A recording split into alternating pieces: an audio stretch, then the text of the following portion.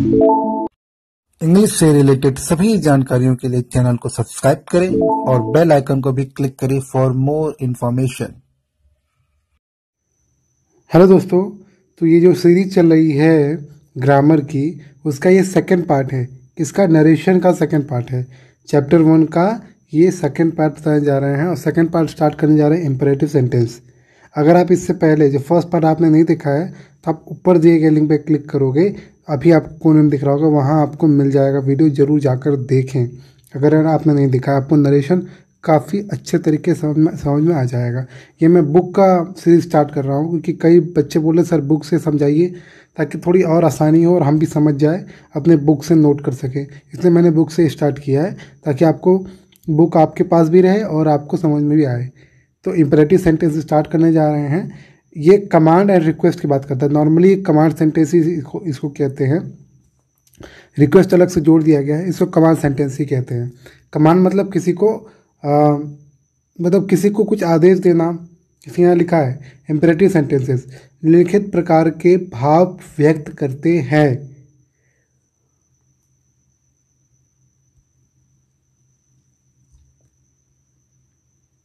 पहला कमांड आदेश, दूसरा रिक्वेस्ट यानी निवेदन, प्रार्थना ऐसे बोलते हैं। एडवाइस मतलब परामर्श। रिक्वेस्ट विथ लेट का प्रयोग के आधार पर निवेदन। आप देखोगे लेट का भी यूज़ किया जाएगा, जिसमें आप नॉर्मली रिक्वेस्ट करते हो कि लेट गो टुगेदर, चलो साथ में चलते हैं, ठीक है। यहाँ आप ऑफर दे रहे होते हो। क्या लिखा है कमांड। इसका विशेष नियम क्या है, जिन वाक्यों में कमांड का बोध होता है उनके रिपोर्टिंग वर्ब सेट टू को क्रमशः आस्क्ड या ऑर्डर में के भाव में के अनुसार बदल दिया जाता है। हो सकता है उसको रिक्वेस्टेड बदल दिया जाए, उसको जैसा अगर एडवाइस दिया तो एडवाइस्ड हो जाएगा, अगर रिक्वेस्ट किया तो रिक्वेस्टेड हो जाएगा, अगर ऑर्डर दिया है तो ऑर्डर्ड हो जाएगा। इस तरीके से ऐसे वाक्यों में कर्ता यू छिपा रहता है। वाक्य का प्रारंभ क्रिया के फर्स्ट फॉर्म से होता है। अतः इनडायरेक्ट स्पीच बनाते समय दैट या इफ का प्रयोग न करके टू का प्रयोग किया जाता है, क्योंकि आपको पता है टू का प्रयोग होने के बाद हमेशा वर्ब का फर्स्ट फॉर्म प्रयोग होना है, तो इसीलिए टू का यूज़ हमें करना होता है, ठीक। जैसे example, the teacher said to the boys. देखो ये the teacher said to the boys ये क्या है, रिपोर्टिंग वर्ब है। Get out from the class ये क्या है, रिपोर्टेड स्पीच है, ध्यान समझिएगा। The teacher said to the boys, teacher ने लड़कों से कहा, तो ये क्या है, the teacher said to the boys, ये रिपोर्टिंग वर्ब है।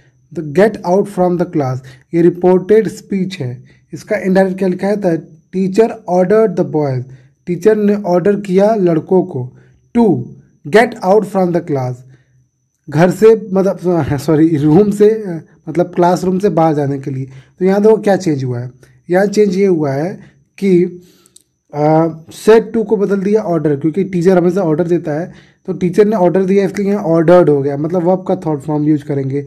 अगर जैसे रिक्वेस्ट होगा तो रिक्वेस्टेड, ऑर्डर होगा तो ऑर्डर्ड, कमांड होगा तो कमांडेड, ठीक है। इस तरीके से एडवाइस होगा तो एडवाइज्ड, इस तरीके से हमें यूज़ करना है। तो लिखा था teacher ordered the boys, teacher ने लड़कों को ऑर्डर दिया टू, तो इन्वर्टेड कॉमा हटाकर हमने क्या यूज़ किया, टू यूज़ किया। फिर gate out from the class, इसमें सब कुछ सेम रहेगा, इसमें कोई परिवर्तन नहीं करना। अगर इसमें कोई प्रोनाउन होता मतलब कोई पर्सन होता तो उसको हम चेंज करते हैं। अगर कोई ऐसा वर्ड होता है जैसे नियर का होता है, उसको हम दूर करते हैं। जैसे टू, अगर मान लो यहाँ लिखा होता नाउ, तो नाउ क्या हो जाता है, देन। जैसे ये बोला जाता है get out from the class now, तो क्या हो जाता है, get out from the class then, इस तरीके से, ठीक।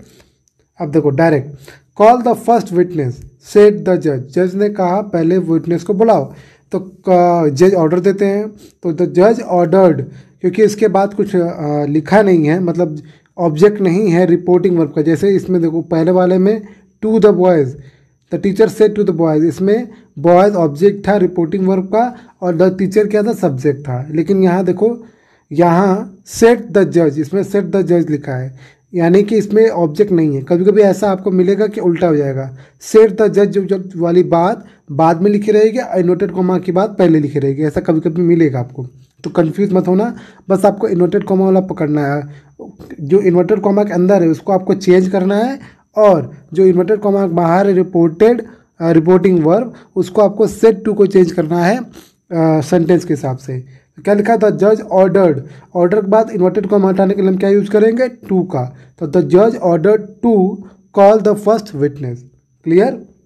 विशेष, यदि आदेश नेगेटिव हो अर्थात डू नॉट का प्रयोग किया गया हो तो ऐसे वाक्यों में डू हटाकर नॉट के बाद टू लगाया जाता है, अथवा डू नॉट दोनों को हटाकर फॉरवर्ड का प्रयोग करते हुए टू लगाया था। यानी कि देखो दो नियम है। एक नियम क्या है, ध्यान समझो, अभी आपको यहां समझाया जाएगा। ही सेड टू मी, उसने मुझसे कहा, डो नॉट लाफ एट मी, मुझ पर मत हंसो, मुझ पर मत हंसो। इसको इनडायरेक्ट कैसे बनाया गया है, ही आस्क्ड मी, आस्क्ड मतलब पूछना होता है, एक आस्क्ड मतलब होता है कहना। ध्यान दो, आस्क्ड का दो मतलब होता है, एक होता है पूछना, एक होता है कहना। तो यहाँ मतलब है कहना। ही आस्क्ड मी, उसने मुझसे कहा।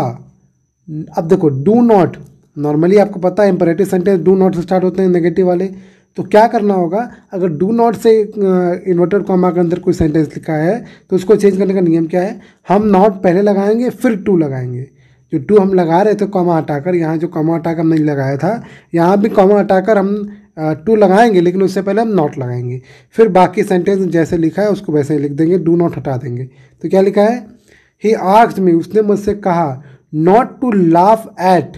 अब ध्यान देना, मी क्या है, फर्स्ट पर्सन है, तो फर्स्ट पर्सन किसके अनुसार चेंज होगा, रिपोर्टिंग वर्ब के सब्जेक्ट के अनुसार। सब्जेक्ट क्या है, ही, तो ही का ऑब्जेक्टिव केस क्या होता है, हिम। तो यहाँ देखो एट हिम लिखा है, ठीक है, क्लियर हो गया। अब देखो और मतलब एक और तरीका इसको लिखने का क्या है, हम आस्क्ड की जगह फॉरबिड लिख दे रहे हैं। फॉरबिड मतलब ही होता है मना करना। ही फॉरबिड मी, उसने मुझे मना किया। टू, देखो जब मना करने की बात हो ही गई तो नॉट लगाने की जरूरत नहीं है। जैसे एग्जाम्पल के लिए हम बोलते हैं ना, उसने मुझसे कहा, मुझसे बात मत करो। एक तरीका ये होता है बोलने का, एक तरीका क्या होता है, उसने मुझे मना किया बात करने को, अर्थात उसने मुझसे मना किया उससे बात करने को। ध्यान समझना, एक तरीका क्या बोलने का हिंदी में, उसने मुझसे कहा उससे बात मत करो, एक तरीका हुआ। दूसरा, उसने मुझे मना किया उससे बात करने के लिए, मना किया। जब आपने मना किया यूज किया तो आपने हिंदी में नहीं यूज नहीं किया। ठीक वैसे ही यहाँ पर है, ही फॉरबिड मी, उसने मुझे मना किया, to laugh at me him, उस पर हंसने के लिए उसने मुझे मना किया।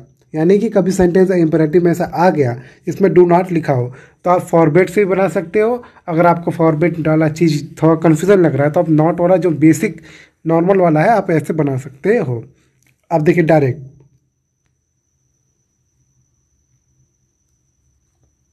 Example second, the teacher said to the boys, teacher ने बॉयज से कहा, लड़कों से कहा, do not speak loudly, do not speak loudly, जोर से मत बोलो।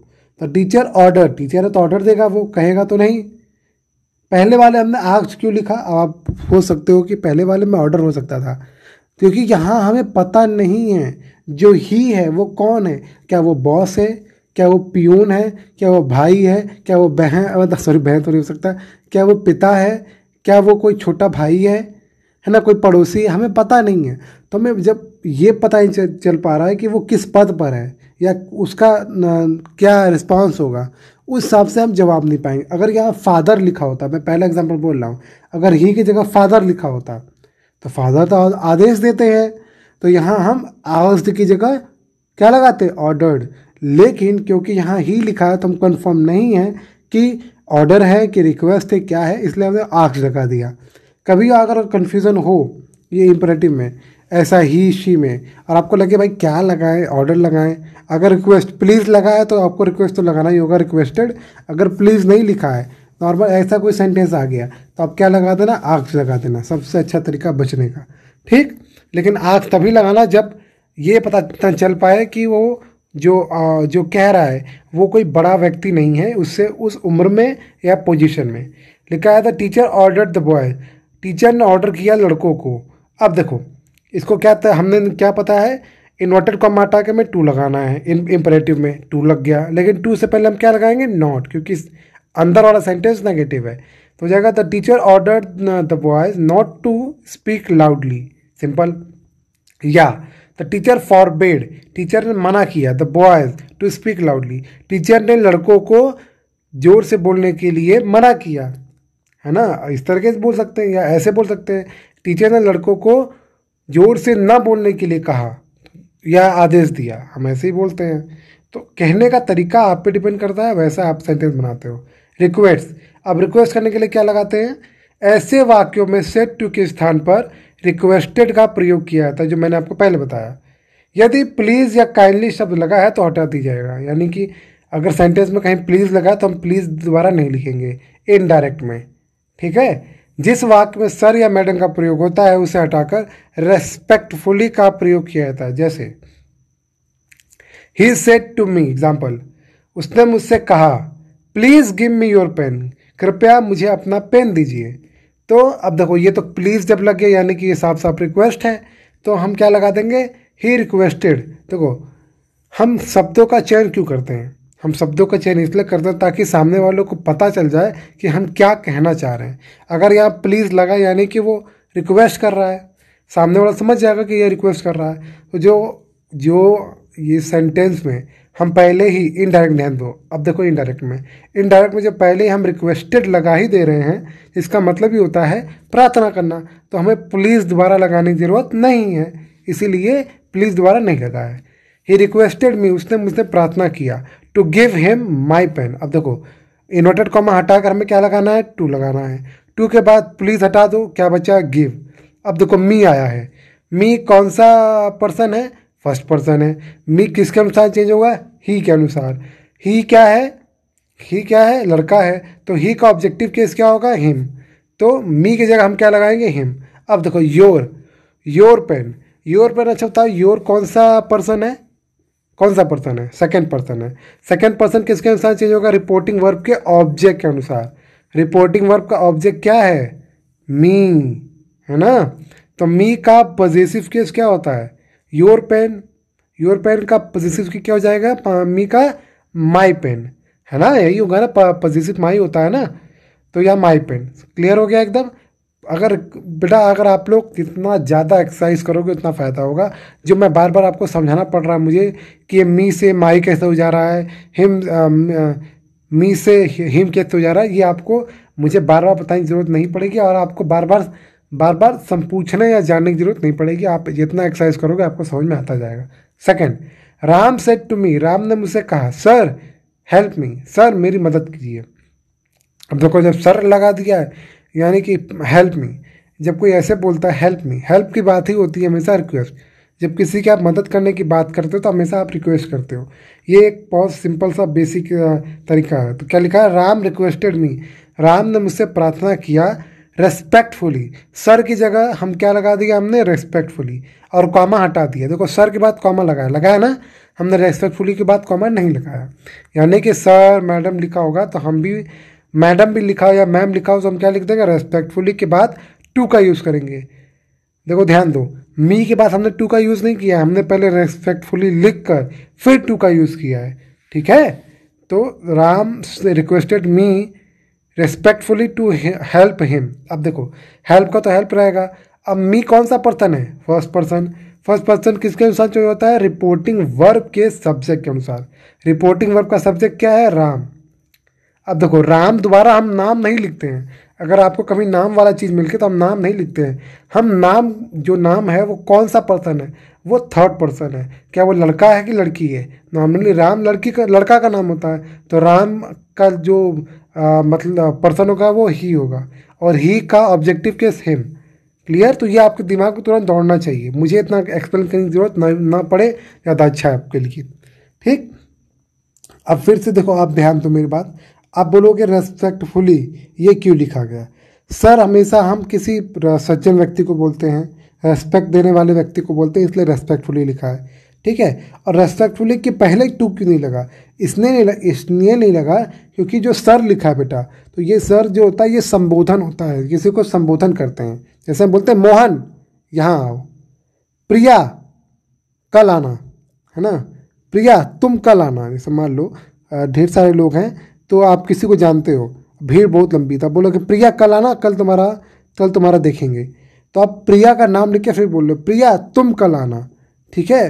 तो आप संबोधन कर रहे हो उस लड़की का नाम का। ठीक वैसे ही हम जब किसी का नाम नहीं जानते तो हम संबोधन करते हैं सर या मैडम से, है ना, यही करते हैं ना। सर प्लीज़ थोड़ा साइड हो जाइए, मैम थोड़ा बगल हो जाइए, मुझे आगे जाना है, ऐसे लोग ऐसे ही कहते हैं ना नॉर्मली। तो सर क्या है, संबोधन वाला वर्ड है, इसलिए रेस्पेक्टफुली क्या है, किससे पहले आया है, मी के बाद और टू से पहले आया। क्यों? क्योंकि ये संबोधन व्यक्त कर रहा है, संबोधन व्यक्त कर रहा है, इसलिए इसको हम इन्वर्टेड कॉमा वाला नहीं मानेंगे, उसको हम बाहर वाला मानेंगे, इसलिए इसको रेस्पेक्टफुली इसलिए बाहर लिखा हुआ है। क्लियर हुआ?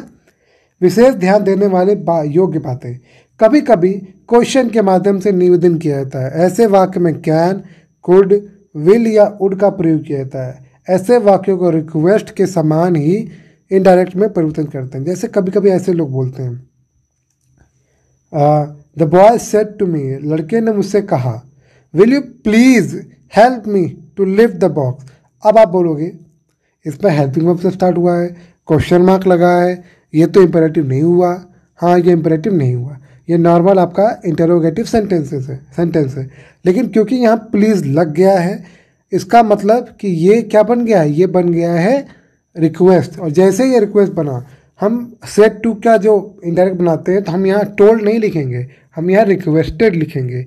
और रिक्वेस्टेड लिखने के कारण हम यहाँ दैट नहीं लगाएंगे, या हम इफ़ या वेदर नहीं लगाएंगे जैसा हम इंटरोगेटिव में लगाते हैं। यहाँ हम टू लगाएंगे, और टू के बाद हम इसको नॉर्मल सेंटेंस बना देंगे, इंटरोगेटिव सेंटेंस नहीं रहेगा। ठीक है, तो ये हो जाएगा to help him to lift the box. हम विल यू को हटा देंगे, विल यू क्या करेंगे, विल यू को हटा देंगे, विल यू प्लीज़, इतना सेंटेंस हम हटा देंगे और हम बोलेंगे सिर्फ हेल्प। टू के बाद हम डायरेक्ट वर्ब पे आ जाएंगे। ठीक है, टू हेल्प हिम। अब देखो मी पता ही है, मी फर्स्ट पर्सन है, किसके साथ चेंज होगा, बॉय। बॉय लड़का है तो लड़के का ऑब्जेक्टिव केस क्या हो जाएगा, him. To lift the box, इतना क्लियर हो गया। और पहले आपको पता है कि इंटरोगेटिव सेंटेंस इनडायरेक्ट में होता ही नहीं है, इसलिए यहाँ पे क्वेश्चन मार्क नहीं लगेगा। इसका हिंदी में बता दे रहा हूँ, इसमें बोल रहा है लड़के ने मुझसे कहा, क्या आप मेरी मदद करोगे बॉक्स उठाने में। ठीक, इसका इनडायरेक्ट क्या है, लड़के ने मुझसे प्रार्थना किया उसका बॉक्स उठाने में। आप सिंपल ऐसे बोल दो। ठीक, तब बोलते कैसे, उसका नज़रिया तरीका थोड़ा बदल गया, लेकिन देखो भाव चेंज, जो एग्जैक्ट मीनिंग वो चीज़ नहीं हुआ है। जो एग्जैक्ट मीनिंग था कि लड़का मदद मांग रहा था बॉक्स उठाने के लिए, वो चेंज नहीं हुआ है। तो ये बहुत इंपॉर्टेंट है कि अर्थ जो है वो ओवरऑल चेंज नहीं होना चाहिए। अब देखो, the stranger said to passer by. Passer by मतलब होता है जो अपने बगल से गुजरते हैं लोग, सड़क पर देखते हुए ढेर सारे लोग गुजरते रहते हैं, तो वही लिखा है। एक अजनबी ने पास से गुजरते हुए कोई भी होगा उससे बोला, can you tell me the way to the railway station. ऐसा कई बार होता है, आप खुद पूछते कोई लोग से कि भैया यहाँ का रास्ता क्या है। वैसे किसी ने मान लो ऐसा पूछ दिया कि भैया बताएंगे कि कृपया आप मुझे बताएंगे कि यहाँ का रास्ता कैसे है। ठीक है, अब दो कैन यू टेल मी। अब कैन यू टेल मी जब नॉर्मली यूज होता है, यानी कि आप रिक्वेस्ट एक तरीके से कह रहे हो, यहाँ प्लीज़ भी लगा सकते हो, कैन यू प्लीज़। आप ऐसे भी कई लोग बोलते can you please tell me. ठीक, तो कैन यू प्लीज़ या कैन यू हट जाएगा, बाकी सेंटेंस को हम लिखेंगे। देखें यहाँ देख लिखा भी है, द स्ट्रेंजर रिक्वेस्टेड, जो अजनबी था उसने प्रार्थना किया पासर बाई से, टू, यहाँ पे हम टू का यूज़ करेंगे। अब टू के बाद देखो कैन यू वाला बात ही खत्म हो गया, डायरेक्ट टेल आ गया। और टेल के बाद मी का ऑब्जेक्टिव केस, अरे मी चेंज जाएगा हिम में, क्योंकि यहाँ स्ट्रेंजर हमें पता नहीं है मेल है कि फीमेल, हम मान ले रहे हैं वो मेल है, यहाँ हिम हो गया। To tell him the way to the railway station, बहुत सिंपल है। थर्ड वाला भी आप चेक करेंगे, आपको समझ में आ जाएगा। उपयुक्त तीनों उदाहरणों में प्रश्नवाचक है, फिर भी इनडायरेक्ट स्पीच में साधारण वाक्य की भांति टू लगाकर परिवर्तन किए गए हैं। तो ये थोड़ी स्पेशल रूल है जो आपको पता होनी चाहिए। अब एडवाइस की बात करते हैं। क्या लिखा, कभी कभी डायरेक्ट नरेशन के वाक्य से परामर्श या सलाह का भाव प्रकट होता है। जैसे doctor said to the patient take complete rest. तो ये डॉक्टर जब भी किसी को पेशेंट को बोलता है तो वो ऑर्डर नहीं देता है, वो रिक्वेस्ट भी नहीं करता है, वो सलाह देता है। तो द डॉक्टर एडवाइज्ड, यहाँ आप सजेस्टेड भी लगा सकते हो। ठीक, the doctor advise the patient doctor ने एडवाइस किया पेशेंट को टू टेक कंप्लीट रेस्ट। बहुत आसान है, सेम वैसा ही जैसा आप पढ़ते आ रहे हो, टू लगाना है आपको, बाकी सब आपको सेम वैसा का वैसा लिख देना है। अगर कहीं पर पर्सन वाला बात आ गया तो पर्सन को आपको चेंज करना आना चाहिए। तो मैं ये आगे नहीं बता रहा हूँ, मैं आगे बढ़ जा रहा हूँ। उपयुक्त धारणों में भाव परामर्श प्रदर्शित करता है, अतः सेट टू के स्थान पर एडवाइस का प्रयोग देखें, अर्थात लिखा हुआ है। आप यहाँ सजेस्टेड भी लगा सकते थे। ठीक, exercise number 6, change the following sentences into indirect speech. मैं सब बात नहीं बताऊंगा, मैं सिर्फ एक बता रहा हूँ, कृपया आप सब करिए प्लीज़, ये मेरा रिक्वेस्ट है। My friend said to me, मेरे दोस्त ने मुझसे कहा, प्लीज़ कम टुमारो, कृपया कल आइए। तो क्या हो जाएगा, अब ये बात ध्यान देना, अब बोलोगे आपने पढ़ा होगा कम का अपोजिट गो होगा, यहाँ गो लगना चाहिए, लेकिन नहीं, क्योंकि यहाँ मेन वर्ब की तरह कम आ रहा है, इसलिए हम कम को चेंज नहीं करेंगे। क्या हो जाएगा, माई फ्रेंड रिक्वेस्टेड मी, ये हो जाएगा ना। अब इन्वर्टेड कॉमा हटा के क्या लगाएंगे, टू, अब प्लीज़ को हटा देंगे, तो the friend, my friend requested me to come the next day. Tomorrow क्या हो जाएगा, द नेक्स्ट डे। तो उसका ध्यान देना, छोटी छोटी चीज़ें जो पीछे आप पढ़ते आ रहे हो वो चीज़ दोहराना है, वो चीज़ को रिपीट करना है, उसको सही करना है। अब यूज़ ऑफ लेट, ये बहुत मतलब नॉर्मली ये एग्ज़ाम में नहीं आता है, लेकिन कभी कभी रेयरली कभी कभी आया है। लेकिन हाँ, बुक्स में या ऑप्टेटिक जो होता है one day exam, one day मतलब जैसे आप कई सारे इंग्लिश वाले ग्रामर वाले एग्ज़ाम देते हो, उसमें इंग्लिश ग्रामर पूछता है, तो उसमें ये यूज़ ऑफ लेट वाला पूछता है, तो वो आप जान लीजिए अभी के लिए। लेट के प्रयोग 3 परिस्थितियों में किए जाते हैं। 3 परिस्थिति क्या है, या तो रिक्वेस्ट के भाव में, या तो प्रपोजल या सजेशन का जिसे बोलते हैं कि किसी को आप प्रस्ताव दे रहे होते हो या सलाह देते हो। जैसे I said to my friend let me work, मैंने अपने दोस्त से कहा मुझे काम करने दो। तो नॉर्मली ये आप रिक्वेस्ट कर रहे थे, मुझे काम करने दो यार, परेशान मत करो, तो आप रिक्वेस्ट कर रहे होते हो। तो I requested my friend to let me work, let me work. अब देखो मी का मी क्यों रह गया, क्योंकि मी क्या है, फर्स्ट पर्सन, और फर्स्ट पर्सन किसके अनुसार चेंज होगा, रिपोर्टिंग वर्ब के सब्जेक्ट, रिपोर्टिंग वर्ब का सब्जेक्ट आई पहले से ही है, इसीलिए यहाँ मी का चेंज नहीं हुआ। ठीक वैसे ही दूसरा एग्जाम्पल है। अब मैं बात कर रहा हूँ प्रपोजल एंड सजेशन का भाव। अब देखो, आई सेड टू राम, मैंने राम से कहा लेट अस गो होम, चलो घर चलते हैं। तो ये लग रहा है कि ये कोई या तो सजेशन दे रहा है, सलाह दे रहा है, या प्रस्ताव रख रहा है कि चलो घर चलते हैं। ठीक, बहुत खेल लिए, चलो घर चलते हैं। तो यहाँ आप प्रपोज्ड भी लगा सकते थे, सजेस्टेड भी लगा सकते थे। जैसे आई प्रपोज्ड टू राम, और एक बात ध्यान दीजिएगा, प्रपोज जब लगाते हैं तो प्रपोज के साथ टू लगाते हैं। आपने अभी तक जितने भी पढ़े होंगे उसके साथ किसी के साथ भी टू नहीं लगाते हैं, लेकिन प्रपोज एक ऐसा वर्ड है जिसके साथ आपको टू लगाना होता है, ये मजबूरी है, ये नियम है। जैसे आप गो के बाद हमेशा टू लगाते हो, कम के बाद हमेशा टू लगाते हो, ठीक है ना नॉर्मली, तो ठीक वैसे ही प्रपोज के बाद भी टू लगाना आपको मजबूरन है आपको। तो the I propose to Ram, मैंने राम को प्रपोज किया, यानी राम को मैंने प्रस्ताव दिया। अब यहाँ पे टू की जगह हम क्या लगाएंगे, दैट। तो ये थोड़ा अलग से नियम आपको बता दे रहा हूँ। जब रिक्वेस्ट कर रहा है तो हम टू लगा रहे हैं, जब ये सजेशन दे रहा है या प्रपोजल रख रहा है, कोई प्रस्ताव रख रहा है, तो हम दैट लगाएंगे।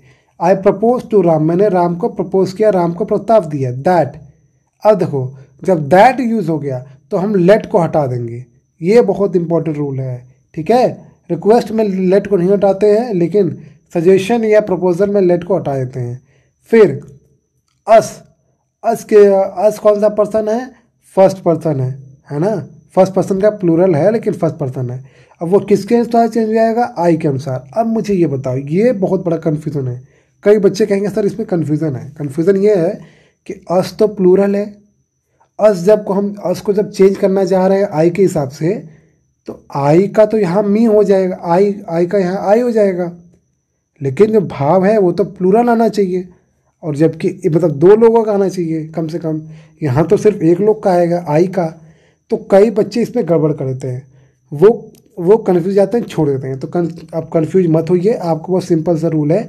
आप उस ध्यान सुनिए मैं क्या कह रहा हूँ, अस को जो हम चेंज कर रहे हैं आई के अनुसार, जो फर्स्ट पर्सन जो सब्जेक्ट है, ध्यान समझिए मैं क्या कह रहा हूँ। लेट अस गो होम जो लिखा है उसमें आपको अस लिखा है, अस को आपको चेंज करना है। अस कौन सा पर्सन है ना, फर्स्ट पर्सन है, लेकिन फर्स्ट पर्सन का प्लूरल फॉर्म है, ठीक। तो फर्स्ट पर्सन किसके अनुसार जो होता है, रिपोर्टिंग वर्ब के सब्जेक्ट के अनुसार। सब्जेक्ट यहाँ आई लिखा है, आई को जो हम चेंज करने जा रहे हैं तो दिक्कत ये हो जा रही है कि आई को जो हम चेंज करेंगे तो दैट के बाद आई लिखना होगा। अगर दैट के बाद आई लिख देंगे तो भाव बदल जाएगा, मीनिंग बदल जाएगी। क्यों? क्योंकि जो ऊपर वाला जो डायरेक्ट वाला है उसमें प्लूरल के लोगों की बात हो रही है, दो लोगों की बात हो रही है, लेकिन जब यहाँ हम बात करेंगे तो यहाँ सिर्फ एक लोग के बारे में बात होगी। कन्फ्यूजन हो गया ना, मीनिंग बदल गई ना। तो इसीलिए हम क्या करेंगे, हम उस पर्सन का प्लूरल फॉर्म लिखेंगे। अगर मान लो आई की जगह यहाँ ये लिखा होता, ही लिखा होता, गेस करो क्या लिखा होता, ही। तो हम ही कौन सा पर्सन है, थर्ड पर्सन।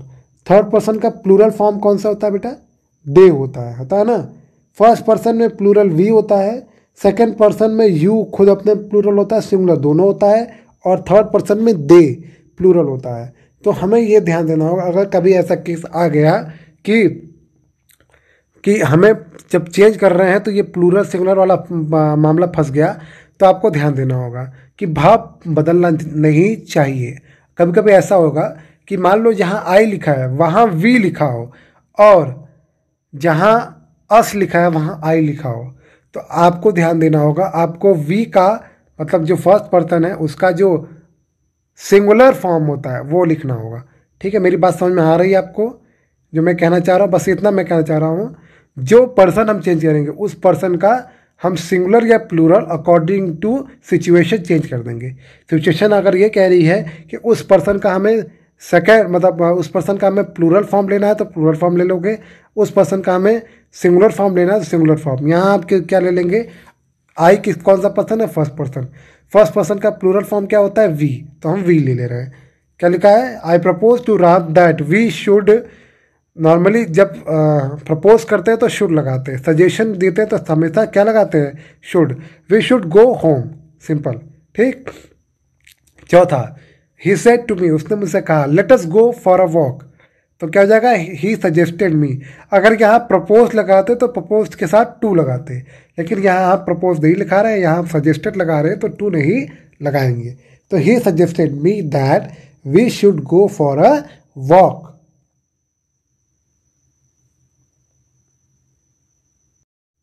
यानी कि कभी भी आपको लेट वाला सेंटेंस मिल गया और आपको ऐसा लग रहा है कि ये कोई सजेशन दे रहा है, कोई ये प्रस्ताव है, कोई सजेशन दे रहा है, तो आप शुड लगाओगे, ठीक।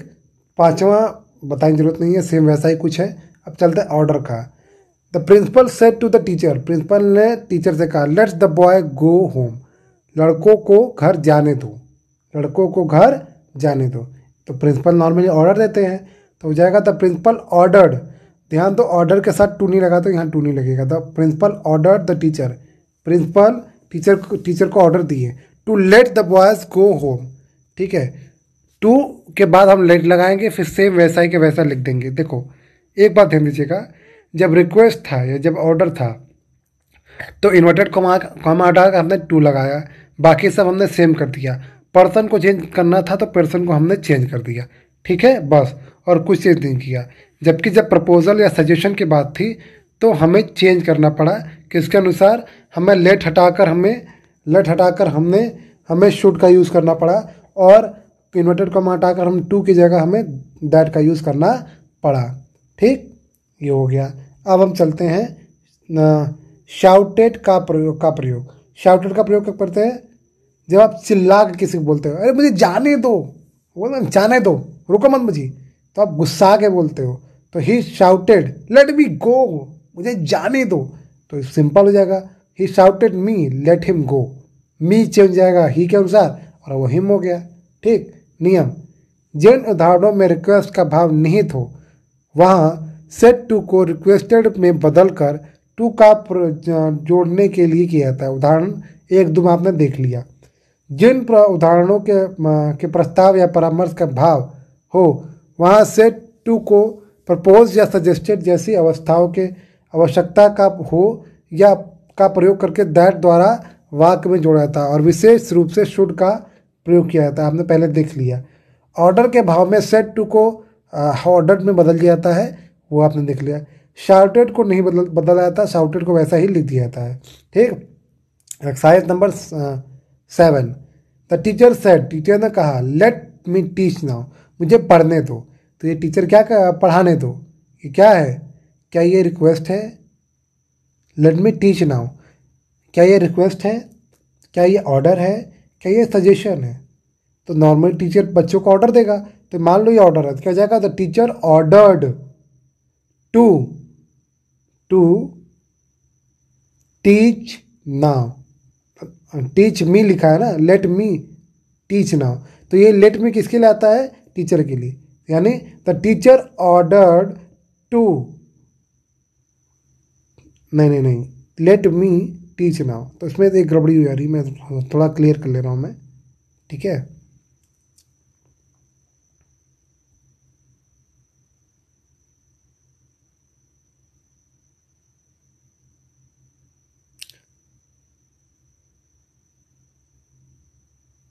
हाँ। तो यहाँ मी चेंज जाएगा हिम के अनुसार। The teacher ordered to let him teach now. ठीक है, टू के साथ हम लेट का यूज कर लेंगे। The teacher ordered to let him teach now. और नाउ का भी बदल देंगे, नाउ बदल जाएगा देन में। तो नाउ किस में बदल जाएगा? देन में। फिर से मैं बता दे रहा हूँ, इसमें हो जाएगा the teacher ordered to let him teach then. Now बदल जाएगा देन में। ठीक। अब चलते हैं ऑप्टेटिव सेंटेंस। बाकी जरूर कर लीजिएगा exercise optative sentences. Optative sentences का प्रयोग दो स्थितियों में किया जाता है। एक, विश यानी शुभकामनाएं देने में, जैसे ही सेड, उसने मुझसे कहा, may you have a happy journey, मतलब तुम्हारी जर्नी अच्छी हो। ठीक। तो ही विश्ड, उसने प्रार्थना किया। दैट यानी कि आपको क्या पता चला? सेड हटाकर हमने विश्ड लगाया और इन्वर्टेड कॉमा हटा के हमने दैट लगाया। ठीक है। अब मैं हट गया, मैं हट के ये कैसे बन जाएगा? Simple sentence. ध्यान दो, जो मे के बाद यू लिखा था वो चेंज जाएगा सिंपल सेंटेंस। तो यू किसके अनुसार चेंज होगा? यू चेंज होगा, मतलब यू चेंज जाएगा फर्स्ट पर्सन, सेकेंड पर्सन के अनुसार। सेकेंड पर्सन यहाँ कुछ है नहीं, तो यहाँ हम कल्पना कर ले रहे हैं सेकेंड पर्सन मी है। ध्यान दो मैं क्या कह रहा हूँ, आप ज़्यादा कंफ्यूज मत हो। देखो, यू किसके अनुसार चेंज होता है? यू चेंज होता है रिपोर्टिंग वर्ब के सब्जेक्ट के अनुसार, ऑब्जेक्ट के अनुसार। रिपोर्टिंग वर्ब का ऑब्जेक्ट तो यहाँ है ही नहीं, है ना। ही सेड के बाद तो खत्म हो गया है, तो हम अपने से मान लेंगे कि ये मुझे कह रहा है। तो he wish that I might have a happy journey. ठीक, क्लियर। अब देखो सेकंड, ये आपको खुद अपने से गेस करना होगा कि यहाँ पे क्या होगा। सेड के बाद कोई भी वर्ड नहीं लिखा है, कोई भी प्रोनाउन नहीं लिखा है, तो हम मान ले रहे हैं ये टू मी कह रहा होगा, मुझे कह रहा होगा। तो यू चेंज आएगा मुझे के, मुझे मतलब मी के अनुसार। मी का सब्जेक्टिव के क्या होता है? आई, और आई यूज हुआ है तो मे को हटाकर हम माइट लगा देंगे। ठीक। अब देखो दूसरा example, the saint said to me. Saint मतलब जो साधु होते हैं, उसने मुझसे कहा, मे यू लिव लॉन्ग, मतलब लंबी आयु जियो। द सेंट ब्लेस्ड, ब्लेस्ड मतलब आशीर्वाद दिया। The saint blessed me that I might live long. ठीक, ये तो यहाँ पर साफ साफ क्लियर हो गया है। अब देखो, जब किसी को रिक्वेस्ट कर शुभकामनाएं दे रहे हैं तो विश लगा रहे हैं। अगर कोई साधु महाराज आपको या कोई बड़ा आपको आशीर्वाद देता है तो ब्लेस लगाएंगे। ठीक। और चौथा वाला एग्जांपल देखो, चौथे वाले में क्या हो जाएगा कि जो प्रीचर है, जो आपको पढ़ा रहा होता है, जो आपको संदेश दे रहा होता है, वो हमेशा प्रार्थना करता है कि भगवान करे आप सब कुछ ठीक हो जाए, इसलिए प्रेड लिखा है। ठीक है, यहाँ ब्लेस नहीं होगा। जब कोई बड़ा आपको शुभकामनाएं दे रहा हो तो आप ब्लेस लगाओगे। जब आपको कोई दूसरा कोई भी आपको आशीर्वाद दे रहा है या कुछ भी दे रहा हो, एक शुभकामनाएं दे रहा है तो विश लगाओगे। और कोई ऐसा जो आपको प्रार्थना कर रहा है आपके लिए कि भगवान करे तुम बच जाओ, भगवान करो तुम्हारी जीवन अच्छा जाए, तो वहाँ प्रेड लगाएंगे। ठीक है, लिखा है उपयुक्त धारणा इच्छा, आशीर्वाद या प्रार्थना का भाव व्यक्त करते हैं। अतः ऐसे उदाहरणों में इच्छा के लिए सेड के स्थान पर वेस्ड, आशीर्वाद के लिए सेड के स्थान पर ब्लेस्ड, प्रार्थना के लिए सेड के स्थान पर प्रेड, जो मैंने आपको पहले बता दिया। कंजंक्शन के रूप में दैट का प्रयोग होता है। इन उदाहरणों में माइट का प्रयोग विशेष रूप से किया गया है या विशेष रूप से देखें। ध्यान दो, मे चेंज आएगा माइट में, ये नियम है। अब कर्ज, अभिशाप, किसी को कुछ बुरा भला कहना, जैसे ही सेड टू मी, उसने मुझसे कहा मे यू डाई, तुम मर जाओ, तो क्या हो जाएगा, कर्ज का कर्ज हो जाएगा। ही कर्स्ड मी दैट, उसने मुझे श्राप दिया या उसने मुझे बोला दैट आई माइट डाई, मैं मर जाऊं। सिंपल वैसा ही है, बस सेड टू के साथ क्या यूज कर दिया गया, आपने कर्स्ड यूज कर दिया है। ठीक है, छठा एग्जाम्पल भी ठीक वैसा ही है।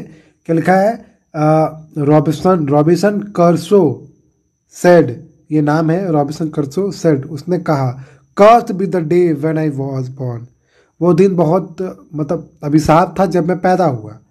तो the Robinson curse that Crusoe curse the day of his birth, उसने अपने दिन को अभिशाप दिया, श्राप दिया कि वो जो दिन था वो बहुत खराब था, अपशगुन था। यहाँ देखो, curse to be the day when I was born, तो curse to be the day, ये क्या है, ये बात हो रही है उस दिन की जब वो पैदा हुआ था। व्हेन आई वाज बोर्न, तो व्हेन तक के सेंटेंस को हम लिखेंगे नहीं, ऐसा सेंटेंस आता भी नहीं एग्जाम में, चिंता मत करो। हाँ, बुक से मिल जाएंगे आपको, एग्जाम में ऐसे सेंटेंस नहीं मिलते। और जो आपके वनडे वाले एग्जाम होते हैं, ठीक है, उसमें ये आ जाएंगे, ठीक है, ऑब्जेक्टिव क्वेश्चन वाले में। लेकिन जो आप एग्ज़ाम दोगे, आप ये वाला स्कूल वाला, उसमें ये क्वेश्चन नहीं आएगा। ठीक, उपयुक्त धारणों में अभिशाप का भाव अतः सेट के स्थान पर कर्स्ड का प्रयोग किए दिया गया है। शेष नियम यथावत है, मतलब बाकी नियम वैसा ही जैसा आप पढ़ते आ रहे हो। यह ध्यान दें, ऑब्जेक्टिव सेंटेंस को इनडायरेक्ट स्पीच में बदलने पर विस्मय सूचक यानी जो एक्सक्लेमेटरी मार्क, ध्यान से देखो, एक चीज़ मैंने बताना ही भूल दिया, पाँचवें वाले में देखो, छठे वाले में देखो, मे यू डाई के बाद एक्सक्लेमेटरी मार्क लगा है। 6 वाले में देखो, आई वॉज बॉर्न के बाद मैं एक्सक्लेमेटरी मार्क लगा है, तो उसको क्या करेंगे, उसको हटा के हम फुल स्टॉप लगा देते हैं। साधारण वाक्यों की तरह कनेक्टिव यानी कंजंक्शन के रूप में हम दैट का प्रयोग करते हैं। अब देखो, ऑब्जेक्टिव सेंटेंस के निम्नलिखित उदाहरणों को देखिए। ये मैं एक ही एग्जाम्पल बता रहा हूँ, बाकी एग्जाम्पल आप मेरे चेक करिएगा, ठीक है, क्योंकि अभी और चीज़ें बतानी है तो वीडियो ज़्यादा लंबी ना हो जाए। दे सेड, उन्होंने कहा, लॉन्ग लिव द किंग, मतलब ज़्यादा उम्र जियो महाराज, तो ये महाराज को आशीर्वाद दिया जाता है।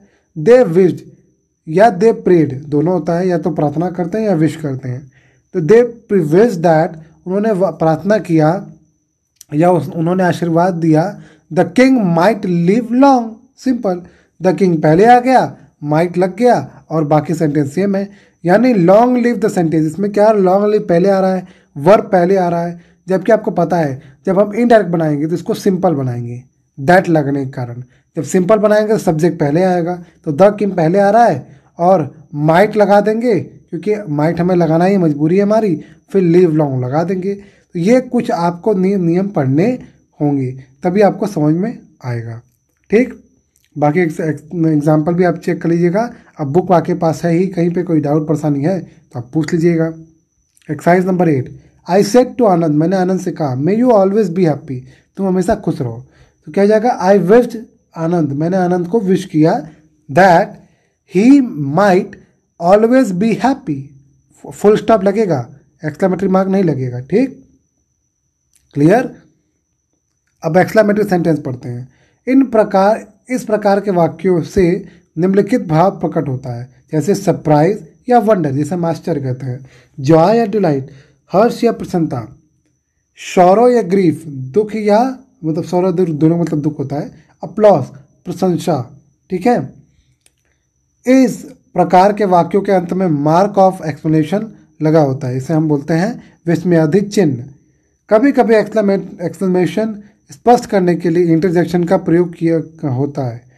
हाउ का प्रयोग एडजेक्टिव के साथ, व्हाट का प्रयोग नाउन के साथ होता है, जैसे हाउ ब्यूटीफुल, हाउ हमेशा हम एडजेक्टिव के साथ लगाते हैं और व्हाट किसके साथ लगाते हैं, हमेशा नाउन के साथ। What a fool I am, कितना मूर्ख हूँ मैं।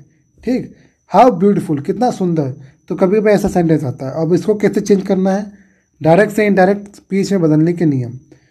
मार्क ऑफ एक्सक्लेमेशन, जैसे हम बोलते हैं विस्मयादित चिन्ह को हटाकर फुल स्टॉप लगा दिया जाता है। रिपोर्टिंग वर्ब सेड टू के स्थान के भाव के स्थान पर एक्सक्लेम, क्राई आउट, कन्फेस आदि का प्रयोग होता है। अभी हम समझाएंगे वो क्या होता है। एक्सक्लेम के साथ with Joy, with sorrow, surprise, anger या अप्लॉज शब्द का प्रयोग आवश्यक है। इन्वर्टेड कॉमा को हटाकर दैट प्रयोग किया जाता है। अब देखो यहाँ क्या समझाया जा रहा है। अगर कोई ऐसे वर्ड लिखा है, इन्वर्टेड कॉमा के अंदर बता रहा है how, what, good gracious, good heaven, oh, ये सब लिखा है, तो ये सरप्राइज है। ये क्या है? ये सरप्राइज है। ये भाव किसका दे रहा है? सरप्राइज का। इनडायरेक्ट स्पीच में उपयुक्त शब्दावली मतलब जैसे होगा हाउ, इसमें हम जो वर्ड यूज करेंगे वो यूज करेंगे वेरी मच, व्हाट के लिए वेरी ग्रेट या ग्रेटली, गुड ग्रेसियस के लिए विद सरप्राइज यूज कर सकते हैं इस तरीके से, ठीक है। तो जैसे वेरी मच विद सरप्राइज इस तरीके से यूज कर सकते हैं। अभी आपको समझा रहा हूं मैं, ठीक। यहाँ देखिए हुर्रा, हा, ये हमेशा जॉय या डिलाइट की बात करता है। भाव किसका रहा है? खुशी का। तो खुशी का आ रहा है तो हम इनडायरेक्ट स्पीच में इसका कैसे यूज करेंगे? विद जॉय या डिलाइट लिखकर यूज करेंगे, ठीक। अलास, ये दुख की बात हो रही है। ग्रीफ, तो विद सॉरो या ग्रीफ इसके साथ यूज करेंगे। ब्रावो, वेल डन, ये शाबाशी दी जा रही है इसलिए अप्लॉज है, तो अपलॉड लगा देंगे। अपलॉड, रिपोर्टिंग वर्ब अपलॉड से व्यक्त किया जाता है। जैसे रिपोर्टिंग वर्ब की बात हो रही है यहाँ पे जो ब्रैकेट पे लिखा है, देखो यहाँ आपको मैं पूरा समझा दूंगा ताकि एकदम क्लियर हो जाए। पहला, ही सेड, उसने कहा, अलास आई एम अनडन, मतलब मैंने काम पूरा नहीं किया। कोई काम है जो उसने पूरा नहीं किया। ही एक्सक्लेम्ड विद सॉरो, अब देखो अलास किसके लिए लगता है? सॉरो के लिए, तो यहाँ विद सॉरो। एक्सक्लेम तो लिखेंगे लेकिन विद सॉरो लगा देंगे।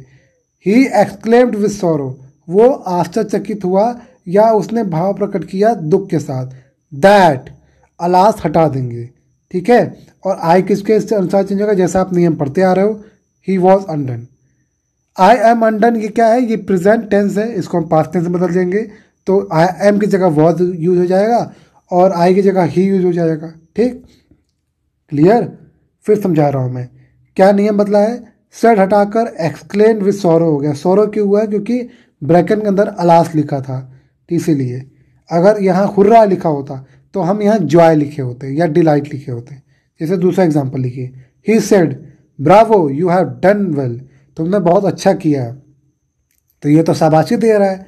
तो ही एक्सक्लेम्ड विथ अपलॉज, इसको दो तरीके से बनाया जा सकता है। इसको ऐसे बनाया जा सकता है he exclaimed with applause that, की, अब ब्रावो हट जाएगा।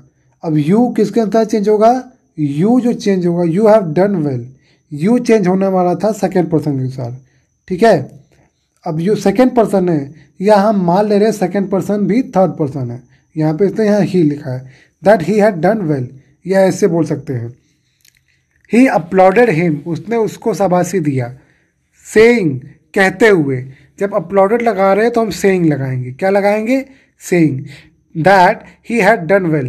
देखो एक बार आपको बता दे रहा हूँ, आप नरेशन ज़्यादा टफ मत समझिए, नरेशन ज़्यादा टफ है नहीं, बस आपको जो इम्परेटिव और ऑप्टेटिव इसी में थोड़ा कन्फ्यूज़न होगा, ठीक है, और बाकी में कहीं कन्फ्यूज़न नहीं होगा। और इसके जो एग्जाम्पल भी आपको मिलते हैं वो 10-15% मिलते हैं। हाँ, फंसाने के लिए 10% बहुत है, खासकर ऑब्जेक्टिव क्वेश्चंस में जो आपके एग्जाम में बहुत कम आएगा। ये जो मैं बता रहा स्कूल वाला, एकेडमिक वाला, ठीक है, जो आप एग्ज़ाम देने जाओगे वनडे वाला, जो आप एग्ज़ाम देते हो जैसे पुलिस का या रेलवे का, उसमें जब इंग्लिश पूछता है, ग्रामर पूछता है, उसमें हो सकता है आपको ये फंसा दे। जो नॉर्मल होता है उसमें आपको नहीं फंस पाओगे। इसको आपको जितना एक्सरसाइज करोगे उतना ही आएगा, ठीक, और जितना एक्सरसाइज करोगे उतने नए नए नियम आप जानोगे। थर्ड, ही सेड, उसने कहा, hurrah we have won the match, हम लोग मैच जीत गए। तो ही एक्सप्लेन विद जॉय, उसने प्रशंसा से एक्सप्लेन किया, व्यक्त किया। दैट, अब वी की जगह हम क्या लगाएंगे? दैट। क्यों लगाएंगे? अब देखो मैंने बताया था वी चेंज होता है ही के अनुसार, और ही यहाँ पे क्या है? Third person. और थर्ड पर्सन का प्लूरल क्या है? क्योंकि अगर हम ही वी के मतलब ध्यान समझो, हमें वी की जगह कोई प्लूरल वाला ही वर्ड लिखना है। अगर हम वी चेंज होने वाला ही के अनुसार, सब्जेक्ट के अनुसार, अगर हम दैट के बाद ही लिख देंगे तो और तो बदल गया, इसीलिए हमें ये करना पड़ेगा, दिमाग लगाना पड़ेगा, ही कौन सा पर्सन है, ही थर्ड पर्सन है, तो थर्ड पर्सन का हम प्लूरल ले लेंगे दे। तो दैट दे हैड, हैव बदल जाएगा हैड में, क्योंकि we have won the match, ये कौन सा टेंस है, ये टेंस है प्रेजेंट परफेक्ट टेंस, ये चुन जाएगा पास्ट परफेक्ट में, they had won the match. चौथा, ये what a fine place it is, ये हो जाएगा he I explain with joy that it is a very fine place.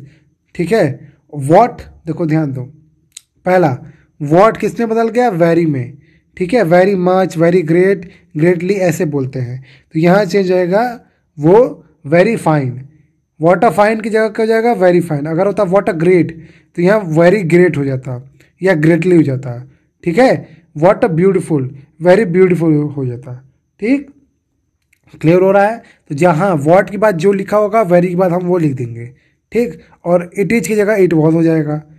ठीक, क्योंकि इट इज़ क्या है, यही तो सब्जेक्ट है, ये सब्जेक्ट है इन्वर्टेड कॉमा के अंदर वाला, तो वो इधर आ जाएगा दैट के बाद। अगर कहीं पे कन्फ्यूज़न हो रहा है तो प्लीज़ बता दो, या मैं समझाने की कोशिश करूँगा अलग से भी आपको, अगर नहीं समझ में आ रहा प्लस प्लीज़। पर मेरा ये रिक्वेस्ट है, बुक खोलिए, बुक को समझिए, आपको जो मैं समझा रहा हूँ वो उस तरीके से समझने की कोशिश करेंगे तो आपको फ़ायदा होगा। आपका कोई और टीचर पढ़ाता है, आप उससे समझने की कोशिश करिए, आपको थोड़ा और फ़ायदा होगा। कुछ जगह कन्फ्यूज़न आपको होगा, ये तो कंफर्म है, तो डाउट क्लियर करने के लिए एक्सरसाइज करिए, डाउट क्लियर हो जाएगा। ठीक, बाकी एक्सरसाइज में कुछ ऐसा ही है। अब देखिए बहुत लंबे एक्सरसाइजेस हो गए, इसको चेक करिए, आपको समझ में आ जाएगा। नरेशन के संबंध में कुछ अन्य बातें, कुछ अलग नियम या कुछ अलग बातें। आपने देखा कि जनरल या स्पेशल रूल की सहायता से डायरेक्ट नरेशन या को इनडायरेक्ट नरेशन में आसानी से परिवर्तित किया जा सकता है। आसानी से वैसे पहले वाली जो वीडियो थी वो आसानी से थी, अभी जो आपने पढ़ा ऑपरेटिव और एक्सक्लेमेटरी, उसमें आपको कहोगे सर थोड़ा कन्फ्यूज़न है, तो उसके हिसाब से थोड़ा कन्फ्यूज़न है। आपको मैं थोड़ा लिबर्टी दे रहा हूँ, हो सकता है आपको कन्फ्यूज़न हो, मुझे तो दिक्कत नहीं है, पर आपको हो सकता है दिक्कत हो, है ना, क्योंकि भाई मेरा लेवल अलग है, आपका लेवल अलग है, इसके साथ इसलिए।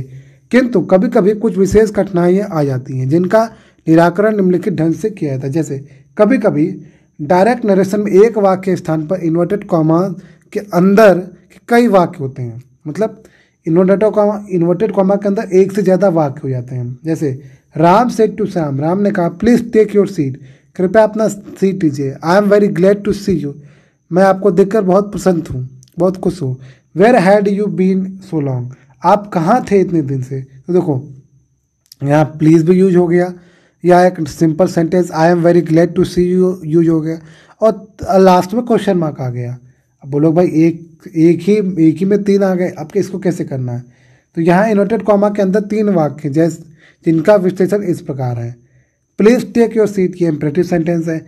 आई am very glad to see, ये असर्टिव सेंटेंस है। Where had you been so long, ये इंटरोगेटिव सेंटेंस है। इसको कैसे बनाएंगे, इसको ऐसे बनाएंगे। पहला सेंटेंस रिक्वेस्ट है, इसलिए हम रिक्वेस्ट लिखेंगे। Ram requested Shyam to take seat, to take his seat, मतलब हम उसको चेंज कर देंगे रिक्वेस्ट के अनुसार, फिर फुल स्टॉप लगाएंगे, फिर इसको चेंज करेंगे हम सिंपल, जैसे टोल्ड के अनुसार। पता है सेड टू चेंज जाएगा टोल्ड में। He told him that he was very glad to see him, यानी कि हमें क्या करना है, हमें तीनों का अलग अलग इनडायरेक्ट नरेशन बना देना है, सिंपल। फिर लास्ट में एंड आस्क्ड, और लास्ट वाले में एंड लगा देंगे, एंड आस्क्ड, और पूछा। Where he had been so long, वो कहाँ था इतने समय से। ठीक, अब बोलोगे यू का कैसे चेंज हो गया, आई एम कैसे चेंज हो गया। तो ये पहले आपको नियम मैंने बता दिया है कि आई चेंज हो जाएगा सब्जेक्ट के अनुसार, यू चेंज हो जाएगा ऑब्जेक्ट के अनुसार, रिपोर्टिंग वर्ब के, तो उसके अनुसार से ये चेंज हो गया है। इस परिवर्तन को देखने से स्पष्ट है कि भिन्न भिन्न वाक्यों को उनके परिवर्तन में जनरल तथा स्पेशल रूल का प्रयोग किया गया है। इनमें नई बात यह है कि तीनों वाक्य को रिपोर्टिंग वर्ब से जोड़ने का प्रयास किया गया है। पहले वाक्य को राम रिक्वेस्टेड श्याम से, दूसरे वाक्य को ही टोल्ड हिम से, और तीसरे वाक्य को आस्क्ड लगाकर से जोड़ा गया है। एक और उदाहरण, I said to my friend please help me, I am out of pocket, can you, I hope you will. ठीक है, अब देखो यहाँ चार आ गए। प्लीज हेल्प मी एक, I am out of pocket दो, can you 3, I am hope you will, ये 4। ठीक, इसमें 4 आ गए। तो पहला वाला रिक्वेस्ट लग रहा है, दूसरा वाला सिंपल लग रहा है, तीसरा इंटरोगेटिव लग रहा है, चौथा लग रहा है कि आशा है ना। तो 4 बनेंगे। I requested my friend to help me, पहला। ठीक है, दूसरा I told him that I was out of pocket, तीसरा I asked him whether he could help me. ठीक है, कैन चेंज जाएगा कुड में। ठीक, और कैन यू, नॉर्मली ये कैन यू बोल तो रहा है, लेकिन कैन यू क्या बोल रहा है, ये हेल्प ही मांग रहा है ना। कभी क्या होता है बेटा ना कि हम बोलते कम है लेकिन उसका मतलब बहुत होता है। यहाँ आप साफ साफ देख रहे हो मदद मांग रहे हो। जैसे तो आप कोई सामान उठा रहे हो तो आप बोलते हो करोगे। जैसे मान लो आप कोई सामान उठा रहे हो, कोई सामने बगल में खड़ा है तो आप उसकी तरफ आँख देख के बोलोगे थोड़ा हेल्प करोगे, एक तरीका ये। एक आप सिंपल बोल दोगे करोगे तो वो समझ जाएगा अच्छा ये हेल्प करने की बात कर रहा है। ठीक है, ऐसे यहाँ लिखा हुआ था कैन यू, तो कैन यू का मतलब ही यही है कि भाई वो बोल रहा है भाई मैं आउट ऑफ पॉकेट हूँ, मतलब मेरे पास पैसे खर्च हो गए हैं या मेरे पास पैसे नहीं है, तो हिसाब से हेल्प मांग रहा है। तो यहाँ इसलिए यहाँ पे कुड के साथ हेल्प यूज़ हुआ है। और चौथा आई told him that I hope he would, मैं आशा करता हूँ कि वो कर लेगा। विल चेंज आएगा किसमें, टोल्ड में। ठीक है, और वुड में। ठीक, तो यानी कि आपको क्या पता चला, कभी कभी अगर इन्वर्टेड कॉमा के अंदर एक से ज़्यादा सेंटेंस मिल जाएंगे उसको हम अलग अलग सॉल्व करेंगे अकॉर्डिंग टू देयर सेंटेंस। ठीक, यदि वाक्य में इन्वर्टेड कॉमा के अंदर कॉम्प्लेक्स या कंपाउंड सेंटेंस हैं तो उसमें उपयुक्त सभी वर्ब को बदला जाना चाहिए। जैसे कॉम्प्लेक्स, ध्यान दो, अभी हमने पढ़ा सिंपल वाला, एक एक अलग अलग, हम पढ़ रहे कॉम्प्लेक्स। एक सेंटेंस में एक से ज़्यादा verb. John said to James, John ने जेम्स से कहा have you come here just to see और are there some other reason, क्या तुम यहाँ सिर्फ देखने आए हो या कोई और कारण है। तो इसको कैसे बनाएंगे, क्योंकि ये पूछ रहा है इसलिए आंख लगाएंगे। John asked James if he had come here just to see him और there were some other reason.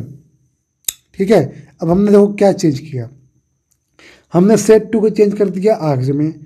Have था, हैव हमने चेंज, हैव यू चेंज हो गया ही हैड में। आपने पढ़ा होगा कि ये कौन सा टेंस है, ये टेंस है प्रेजेंट परफेक्ट। प्रेजेंट परफेक्ट को हमें पास्ट परफेक्ट चेंज करना होता है और सिंपल सेंटेंस, यानी ये इंटरोगेटिव है इसको हमें चेंज कर देंगे सिंपल सेंटेंस। सब्जेक्ट पहले लाना होगा, यू चेंज होगा ऑब्जेक्ट के अनुसार। ऑब्जेक्ट जेम्स है, जेम्स लड़का है इसलिए यहाँ ही यूज हुआ है। ठीक है, ही हैड कम कौन सा है, वर्ब का third form. Here just to see him, me change आएगा हिम में। और अब देखो यहाँ लिखा है आर देयर, अब आर देयर ये भी पूछ ही रहा है तो ये भी चेंज आएगा देयर वर। आर चेंज आएगा वर में क्योंकि आर प्रेजेंट है, तो आर भी चेंज आएगा पास्ट में। ये बहुत सिंपल नियम है, कोई भी चीज़ डायरेक्ट में अगर वो प्रेजेंट में है तो उसको हमें पास्ट में चेंज करना ही करना में नियम है। तो आर प्रेजेंट में है उसको हम किस में कर देंगे, वर में। There were some other reason. इस तरीके से इस उदाहरण में हैव को हैड तथा आर को वर में बदल दिया गया है। दूसरा उदाहरण मैं आपको बता नहीं रहा, आप खुद चेक करिएगा, आपको समझ में आ जाएगा। मैं थोड़ी देर के लिए आपको वीडियो रुक जा रहा हूँ, आप समझिए इसको।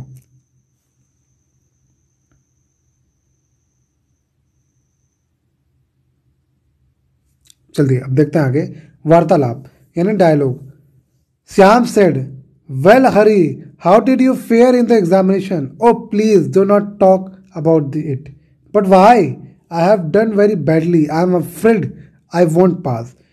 ठीक है, ये आपको जो नॉर्मल एग्जाम आपका होगा उसमें ये पूछा नहीं जाएगा, ये आपको अलग से हाई स्टैंडर्ड बताया जा रहा है। जैसे इसमें देखो जितने प्रकार के सेंटेंस है उतने प्रकार से बनाया जाएगा।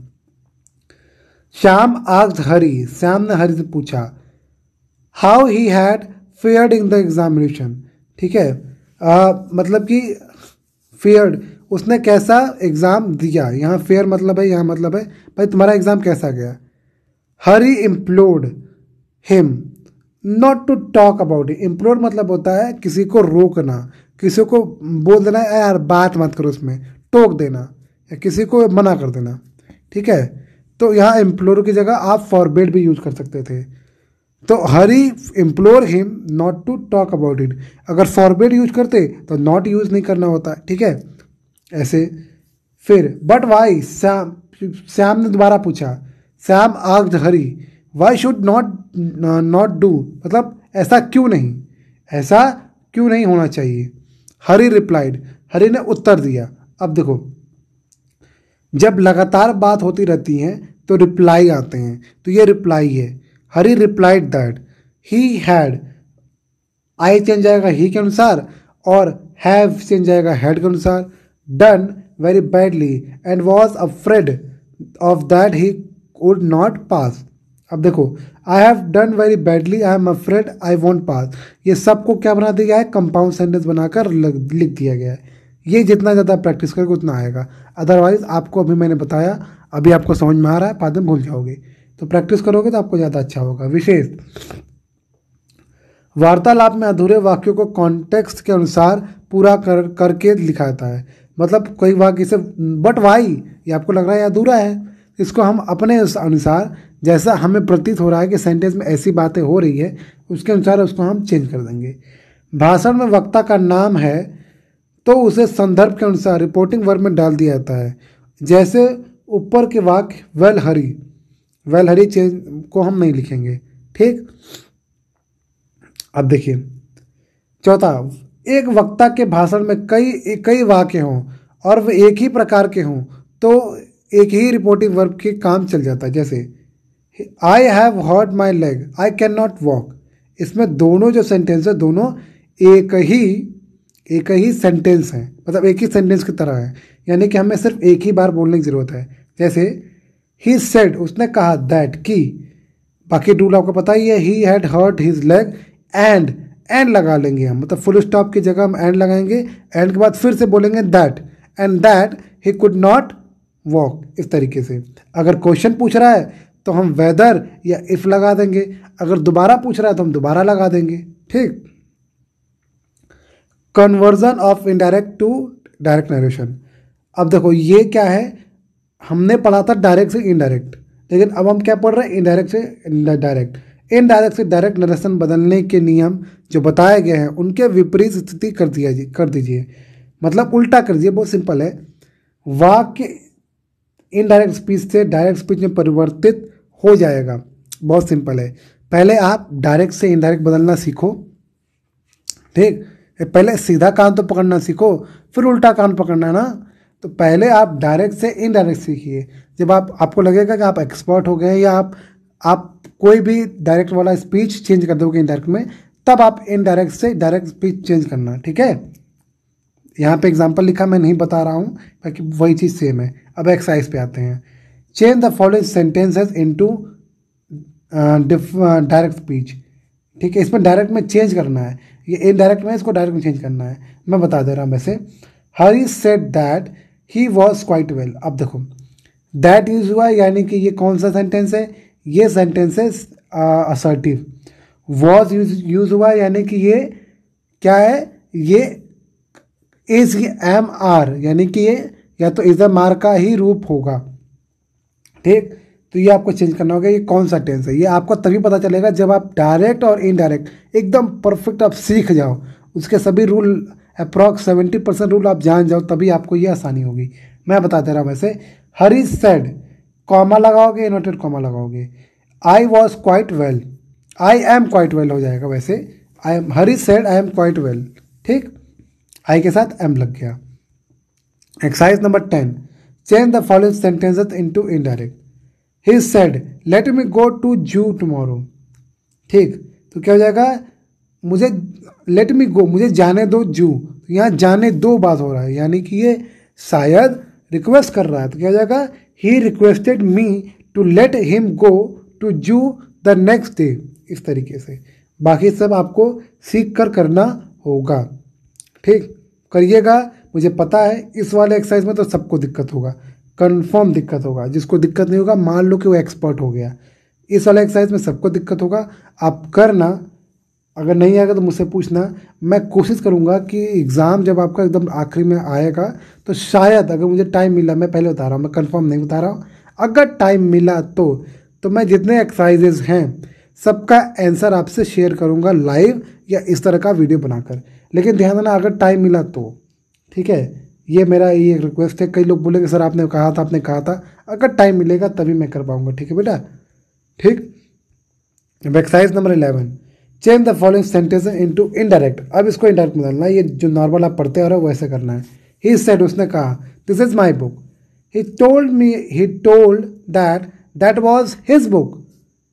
अगर आप एक्सरसाइज कर लोगे ना तो आपको बहुत आसान लगेगा बनाना। He said may you have a happy journey. He क्या हो जाएगा, ही प्रेड या he wished that I might have a happy journey. I might have a happy journey, इस तरीके से, ठीक। एक्सरसाइज नंबर 12, और change the following sentences into indirect speech. I often say to my friend you are very dear to me. अब देखो इसमें एक दिक्कत है, I often say to my friend, ये रिपोर्टिंग वर्ब प्रेजेंट में है। जब रिपोर्टिंग वर्ब प्रेजेंट में होता है तो उसके ब्रैकेट के अंदर वाली चीज़ को हम टेंस चेंज नहीं करते हैं। हाँ, पर्सन चेंज करने के, लेकिन टेंस नहीं चेंज करने के। यानी कि क्या हो जाएगा, आई ऑफन टेल, ध्यान दो, से टू जाएगा tell. I often tells my friend that, you change जाएगा माई फ्रेंड क्या है, प्लूरल है, तो क्या जाएगा, I often tells my friend that they are all very dear to me. Change जाएगा आई को सर, और आई का ऑब्जेक्टिव केस पहले से मी है, ठीक। He said to me him, उसने उससे कहा। ही टोल्ड हिम, नहीं, he asked him if he was not, sorry, if he had not promised to come, ठीक। तो ये आप एक्सरसाइज करोगे तभी आपको पता चलेगा, आप रूल याद करोगे तभी होगा। एक्सरसाइज नंबर 13 सेम वैसा ही है, आपको चेंज करना है, मैं नहीं बता रहा हूँ। एक्सरसाइज नंबर 14 ठीक वैसा ही है। दिक्कत तो होगी, ये तो कंफर्म है, ऐसा शायद कोई नहीं मिलेगा जिसको दिक्कत नहीं होगा। दिक्कत होगा, प्रैक्टिस करो, पहले ये देखो, फिर बुक है तो बुक तुरंत जाओ, एक्सरसाइज खोल के देखो, चेक करो, मैच करो। कम से कम मुझे लगता है अगर आप दिल मन लगा के पढ़ोगे तो 4 से 5 दिन लगातार, 1-2 घंटे अगर आप लगातार नरेशन पढ़ोगे तो आपको नरेशन एकदम बढ़िया हो जाएगा, ठीक है। ये मैं गारंटी देता हूँ। 1-2 घंटे पढ़ो, आपको ना समझ में आए मेरी वीडियो देखो, फिर भी ना समझ में आए बुक में देखो, फिर भी ना समझ में आए तो कमेंट बॉक्स में बोलो सर मुझे ये पॉइंट नहीं समझ में आ रहा है, कृपया समझा दीजिए। तो मैं आपको या लिख कर समझाने की कोशिश करूँगा, या अगर आप मेरे पास व्हाट्सअप नंबर होगा आपका तो आप मुझे मैसेज कर देना, मैं वहाँ पे समझाने की कोशिश करूँगा। एक्सरसाइज नंबर 15 में ऐसा ही आपको करना है। तो ये पूरे 15 तक के एक्सरसाइज है, मुझे पता है 15 एक्सरसाइज जो कर लेगा, चाहे वो उसको 4-5 दिन लग जाए, लेकिन प्लीज़ ये मेरी रिक्वेस्ट है, आप 15 एक्सरसाइज, और हाँ 1 हफ्ते के अंदर करना, ज़्यादा टाइम मत लगाना। 1 हफ्ते के अंदर जो ये 15 एक्सरसाइज कर लेगा नरेशन का, समझ के, लोगों से पूछ कर, टीचर से पूछ कर, मुझसे पूछ कर, आप समझ जाओ आपको नरेशन एकदम बढ़िया हो जाएगा। आप मतलब एकदम हाई लेवल पे जाओगे नरेशन को समझने, उसको जानने में, ठीक है। तो ये मेरा रिक्वेस्ट है, ज़रूर करिएगा ऐसा। और साथ में नेक्स्ट वीडियो जल्द ही आपको मिल जाएगी, हो सकता है 1 हफ्ते के अंदर, या तो 4-5 दिन के अंदर आपको मिल जाएगा, ठीक है। तो कहीं कोई डाउट परेशानी अगर आपको हुई है और, तो आप मुझसे कमेंट बॉक्स में क्वेश्चन पूछ सकते हो सकता है जो छोटे बच्चे हैं, जैसे क्लास 8 से क्लास 10 तक के बच्चे हैं, हो सकता है उनको जो ये बड़े बड़े सेंटेंस से बनाने में उनको दिक्कत हो, ठीक है। तो वो बड़े सेंटेंस ना बनाएं, वो 11-12 में बनाएंगे, लेकिन अभी हल्का सा जान लें। लेकिन जो 11 और 12 वाले बच्चे हैं वो तो एकदम फोर्स करके इसको जान जाए। एग्ज़ाम में 1-2 क्वेश्चन ऐसे आते हैं लंबे वाले, ठीक है। तो इसी के साथ हम वीडियो का एंड कर रहे हैं। वीडियो अच्छी लगी तो दोस्तों को ज़रूर शेयर करिएगा और लाइक भी करिएगा। साथ में आपने वीडियो देखा उसके लिए मेरा आप सबको बहुत बहुत धन्यवाद भाई कि आप लोगों ने मेरा वीडियो देखा। Thank you so much for watching this video.